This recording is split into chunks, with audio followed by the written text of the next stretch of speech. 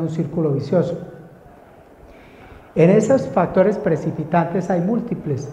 Está la obesidad, el estrés, el hábito de fumar, el sedentarismo, en fin, hay una serie de factores, el licor, que son los implicados en la primera causa de muerte, que es el infarto de miocardio, que se debe a un desbalance entre las grasas que afectan las coronarias.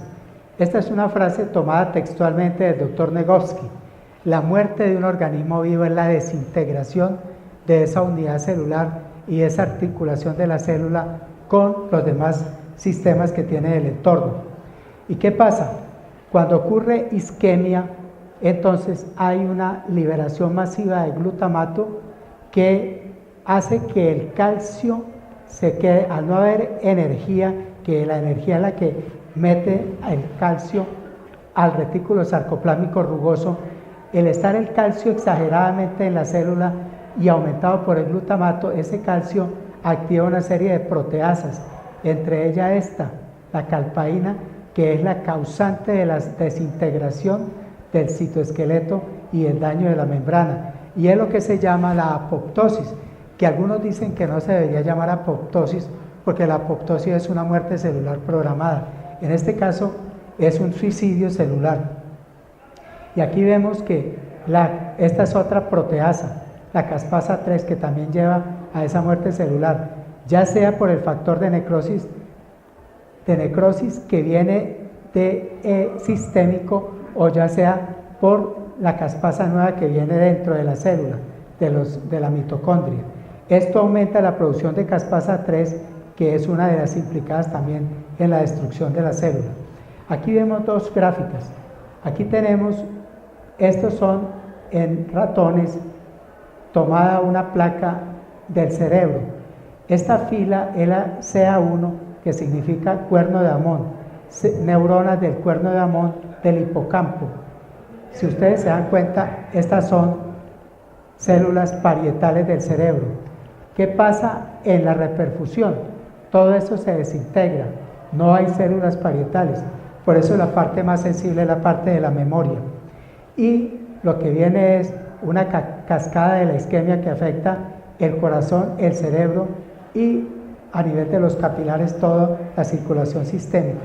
Y se presenta, si dividimos acá una línea, primero la isquemia, y sucede que en la isquemia hay un aumento del calcio intracelular, y luego con la activación de todos los sistemas enzimáticos, exageradamente con la producción de radicales, de especies de radicales libres de oxígeno, de especies reactivas de oxígeno, y luego aquí cuando uno le da circulación al paciente con la RCP y el paciente recupera la circulación, esta es la fase de reperfusión, en el cual uno creería que el paciente sale adelante, no sale adelante, aumenta más la producción de proteasas, el oxígeno, como vieron en la película, al meterle oxígeno a este mare magnum de lo que ocurre en la célula, se perpetúa, hay inhibición de la síntesis de proteínas, se perpetúa la destrucción celular y el paciente finalmente fallece. Entonces, ¿qué se puede hacer ante este cuadro? Congelar ese estado, disminuir el consumo metabólico y hacer que no se destruya y que no se presente, parar la isquemia y que no se presente la reperfusión. Y con eso disminuimos la excitotoxicidad, disminuimos el problema del calcio en la célula, en el citoplasma, la formación de radicales libres, la activación de las proteasas y la activación de todas las vías de señalización de la muerte. Entonces, el manejo consiste en desplegar en varias fases. Primero, una fase de cuidado inmediato. En esta fase de cuidado inmediato, que es la producida por la isquemia, ocurre entre los primeros 6 minutos a los 20 minutos de que el paciente pierde la conciencia y pierde la circulación cardíaca. En esa fase hay que adelantarnos y entre más rápido actuemos, entonces nos evitamos todas las complicaciones. Pero de todas maneras, si no actuamos acá, todavía tenemos de 20 minutos a 6 horas. O sea que la hipotermia la podemos todavía poner en 6 horas después de que el paciente ha estado en paro cardíaco, pero después de que ha entrado en paro, pero se le está dando reanimación, o sea, se le está dando compresiones y ventilaciones. Y luego de que el paciente ha estado, después de que metemos al paciente a hipotermia, hay una fase intermedia que es supremamente importante, en la cual a las 72 horas el paciente debemos evaluar el desempeño neurológico y luego viene la recuperación y la rehabilitación. Aquí está desglosado en cuadros lo mismo, toda la parte del pronóstico estriba en el tratamiento temprano y la parte de la recuperación del paciente para que ese paciente pueda disfrutar de la vida está en la rehabilitación, que depende de todo el manejo que hayamos hecho. Y este manejo depende de lo que decía Peter Safar, de la B y la C. O sea, de la apertura de la vía aérea, la ventilación y las compresiones. Bueno, la hipotermia es muy complicada, sí requiere una serie de equipos.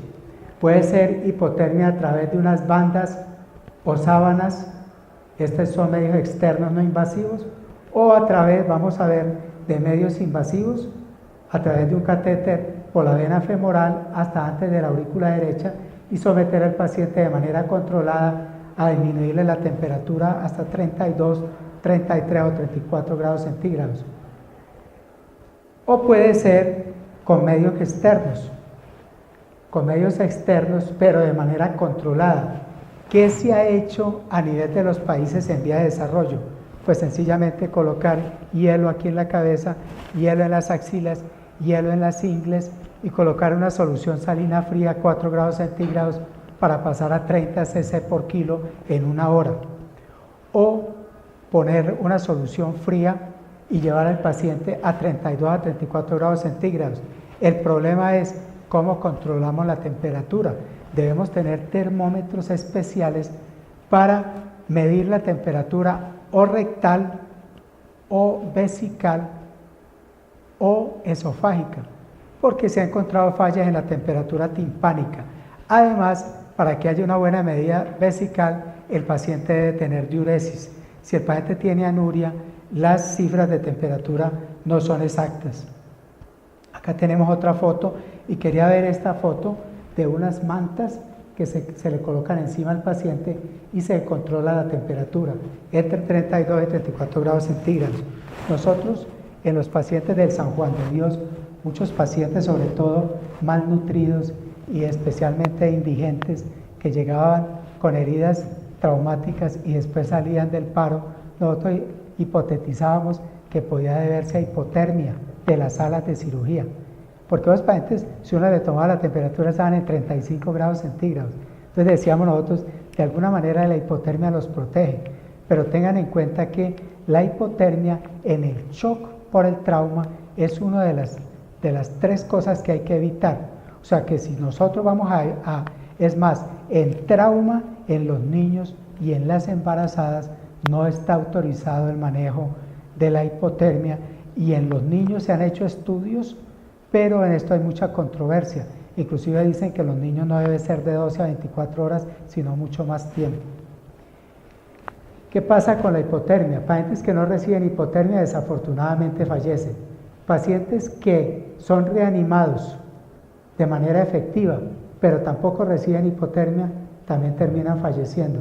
Y pacientes que reciben hipotermia, probablemente en este momento estaban dando la reanimación y después de la hipotermia uno ve que ese paciente comienza a recuperar como de manera mágica todas sus funciones orgánicas. Y hay mucha propaganda, y si ustedes se meten por internet a cualquier hospital de los Estados Unidos y colocan protocolo de hipotermia, ustedes van a encontrar que todos los hospitales americanos tienen protocolo de manejo de hipotermia. ¿Por qué? Porque son países que ya han recorrido